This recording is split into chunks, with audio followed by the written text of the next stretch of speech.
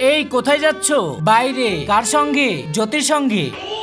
এত রাতে যাওয়া লাগবে না। আরে দিদি, মা তো আমাকে নিষেধ করতেছে না, তুমি আমার ব্যাপারে নাক গলানো বন্ধ করো। একটু দাঁড়াও, এখনই বাবাকে ফোন করে বলতেছি। কি হয়েছে আবার? তোর তো পরীক্ষা আছে তাই না? সারাদিন ফোন নিয়ে পড়ে থাকিস কেন? কার সাথে এত কথা বলিস? রিয়ার সাথে বলি। রিয়া নাকি রাহুল? এই যে নাও দেখো কে। সারাদিন শুধু আমার পিছেই পড়ে থাকো, আজ তো তোকে ছাড়বই না। শোন, আমি বাসন মেজে ফেলেছি, তুই গিয়ে মেজে মোস। না, আমি কিছুই করব না। তোকে একটা কাজে বললাম না, সেটা পারলি না। টাকা নেওয়ার সময় তুই খুব তাড়াতাড়ি চলে আসিস। তুমি তোমার কাজ করেছো, এবার চুপ থাকো। আমার যখন ইচ্ছা তখন আমি আমারটা করে নিব। যাবি না তাই তো? আরে কি যে হয়, যখনই দেখি তখনই আমার মা হয়ে বসে থাকি, সবসময় শুধু অর্ডার করে যাচ্ছি মেজে মুছতে। এই যে নে, ওষুধ খেয়ে নে। বলেছিলাম না বাইরে কিছু না খেতে। জ্বর উঠে গেছে তো। এই যে ধর, আমি খাবো না, চুপচাপ করে খেয়ে নে, না হলে কিন্তু চড় মারবো। এই নে, ভালো করে খেয়ে নে।